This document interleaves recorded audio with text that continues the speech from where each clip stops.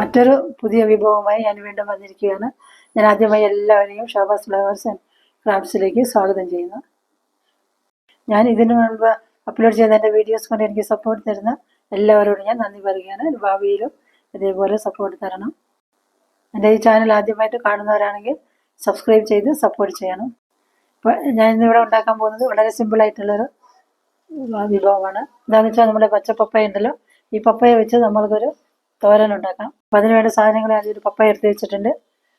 പിന്നെ കുറച്ച് തേങ്ങ, 4-5 പച്ചമുളക്, കുറച്ച് വെള്ളുള്ളി, കുറച്ച് ജീരകം, കുറച്ച് ചെറിയ ഉള്ളി, പിന്നെ കുറച്ച് അരിയാണിത്, പുഴുക്കലരി, പിന്നെ കുറച്ച് കറിവേപ്പില, പിന്നെ കടുകും വെളിച്ചെണ്ണയും ഒക്കെ എല്ലാം നമുക്ക് ആവശ്യത്തിനനുസരിച്ച് പാചകം ചെയ്യുമ്പോൾ ഉപയോഗിക്കാം. നമ്മൾ ആദ്യമായിട്ട് ഈ പപ്പയ ഒന്ന് തോല് ചെത്തിയിട്ട് നമുക്ക് ചിരണ്ടി എടുക്കണം. അപ്പോൾ നമുക്ക് ഇത് പച്ചപ്പപ്പയ നമുക്കൊന്ന് മുറിച്ചെടുക്കാം.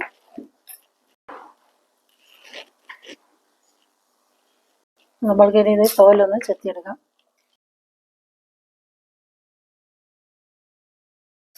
പച്ചപ്പപ്പയുടെ ഔഷധ ഗുണം എല്ലാവർക്കും അറിയുന്നതാണ്. നമ്മൾക്ക് ദഹനത്തിന്, പിന്നെ യൂറിക് ആസിഡ് കുറയാൻ, പിന്നെ കുട്ടികളൊക്കെ വിരശല്യമൊക്കെ ഇല്ലാതാവാൻ എല്ലാം ഈ പച്ചപ്പപ്പയ നല്ലതാണ്. എല്ലാവരും ഉണ്ടാക്കുന്നതാണിത്, എന്നാലും ഞാൻ ഉണ്ടാക്കുന്ന മാതിരി കാണിച്ചു തരാം. ഞാൻ തോലൊക്കെ ചെത്തി കഴുകി എടുത്തിട്ട് വന്നിട്ടുണ്ട്.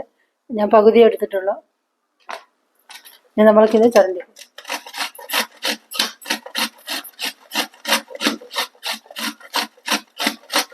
ഇതാ, നമ്മളിതെല്ലാം ഇവിടെ ചരണ്ടി എടുത്തിട്ടുണ്ട്. അതുകൊണ്ടില്ലേ നന്നായിട്ട് കിട്ടിയിട്ടുണ്ട്. അതുകൊണ്ടില്ലേ കാണാൻ നല്ലൊരു ഭംഗിയുണ്ട്.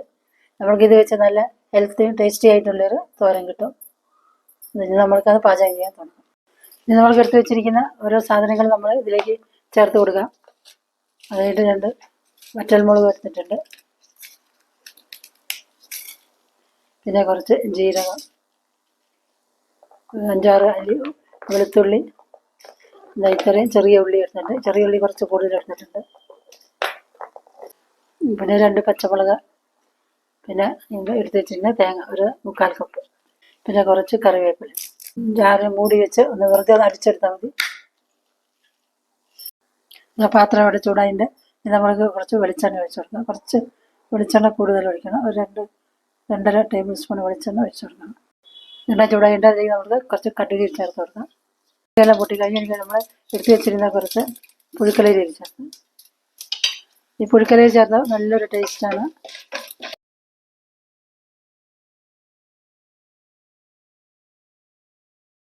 പുഴുക്കലരിയെല്ലാം നല്ലോണം പൊരിഞ്ഞ് വന്നിട്ടുണ്ട്. ഇനി നമ്മൾക്ക് അടിച്ചു വെച്ചിരിക്കുന്ന ഉള്ളി, തേങ്ങ എല്ലാം കൂടെ മിക്സ് ചെയ്ത് ഇതിലേക്ക് ചേർത്ത് കൊടുക്കാം. കുറച്ച് മഞ്ഞൾപ്പൊടി ചേർത്ത് കൊടുക്കാം. ഇനി എല്ലാം കൂടി നല്ലോണം ഇളക്കി യോജിപ്പിക്കാം. ഇനി നമ്മൾക്ക് ചുരണ്ടി വെച്ചിരിക്കുന്ന പപ്പയ ഇതിലേക്ക് ചേർക്കാം. പപ്പയെ കുറച്ച് കറിവേപ്പിലയും കൂടെ എടുത്തിട്ടുണ്ട്. നമ്മൾക്ക് ആവശ്യത്തിന് ഉപ്പ് കൂടെ ചേർത്ത് കൊടുക്കാം. എന്നിട്ട് എല്ലാം കൂടി നല്ലോണം ഇളക്കി യോജിപ്പിച്ച് മൂടി വെക്കാം.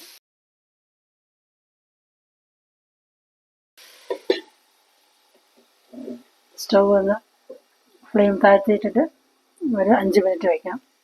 നമ്മൾ മൂടി ഒന്ന് തുറന്ന് നോക്കാം.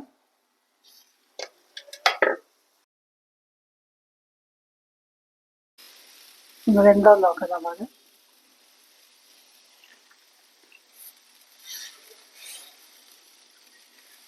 ഒന്നുകൂടി ഒന്ന് വേവാനുണ്ട്. അപ്പോൾ നമ്മൾ കുറച്ചൊരു വെള്ളം ഒന്ന് ഇങ്ങനെ തളിച്ചു കൊടുക്കാം. ചില പപ്പയ വേഗം വേവും, അതുകൊണ്ടാണ് ആദ്യമേ വെള്ളം തളിച്ചു കൊടുക്കാതിരുന്നത്.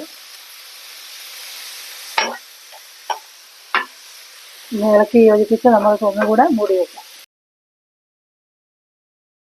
നല്ലൊരു തോരനാണ്, കാണാൻ നല്ല ഭംഗിയുണ്ട്. ഇനി ഒരു 2 മിനിറ്റ് കൂടെ ഒന്ന് മൂടി വയ്ക്കാം. നമ്മൾക്ക് മൂടി ഒന്ന് തുറന്ന് നോക്കാം. ഇവിടെ നല്ലോണം വെന്തോന്ന് നോക്കാം. നല്ലോണം വെന്തിട്ടുണ്ട്. അങ്ങനെ ഉപ്പൊന്ന് നോക്കാം. ഉപ്പും എരിവുമെല്ലാം പാകത്തിനുണ്ട്. നല്ലോണം വെന്തിട്ടുണ്ട് പാകത്തിന്. അത് കണ്ടില്ലേ, ഒന്നിനൊന്ന് തൊടാതെ നന്നായിട്ട് തന്നെ നമുക്കിവിടെ കിട്ടിയിട്ടുണ്ട്. നല്ല ഹെൽത്തിയും ടേസ്റ്റി ആയിട്ടുള്ളൊരു പപ്പയ തോരനാണിത്. ഇനി സ്റ്റൗ ഓഫ് ചെയ്യാം. ഇനി നമുക്ക് സർവിങ് ഡിഷിലേക്ക് മാറ്റാം.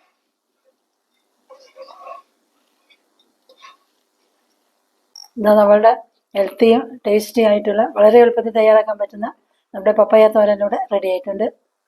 എല്ലാവരും ഒന്ന് ഉണ്ടാക്കി നോക്കണം. ഉണ്ടാക്കുന്നത് തന്നെയാണ് ഇതേ രീതിയിൽ അതുണ്ടാക്കി നോക്കണം. ഈ വീഡിയോ എല്ലാവർക്കും ഇഷ്ടപ്പെട്ടെന്ന് കരുതുന്നു. ഇഷ്ടപ്പെട്ടാൽ ലൈക്കും ഷെയറും ചെയ്യണം. പിന്നെ എൻ്റെ ചാനൽ ആദ്യമായിട്ട് കാണുന്നവരാണെങ്കിൽ സബ്സ്ക്രൈബ് ചെയ്ത് ആ ബെല്ലൈക്കണും കൂടെ ഒന്ന് അമർത്തണം. പിന്നീട് വരുന്ന ഓളെന്ന ഓപ്ഷൻ കൂടെ എനേബിൾ ചെയ്താൽ ഞാൻ പിന്നീട് ഇടുന്ന വീഡിയോസിൻ്റെ നോട്ടിഫിക്കേഷൻ എല്ലാം നിങ്ങൾക്ക് കിട്ടും. ഷോബാസ് ഫ്ലവേഴ്സ് ആൻഡ് ക്രാഫ്റ്റ്സ് വീക്ഷിച്ച എല്ലാവർക്കും നന്ദി. മറ്റൊരു പുതിയ വീഡിയോ ആയി വരുന്നത് വരെ എല്ലാവർക്കും ബൈ.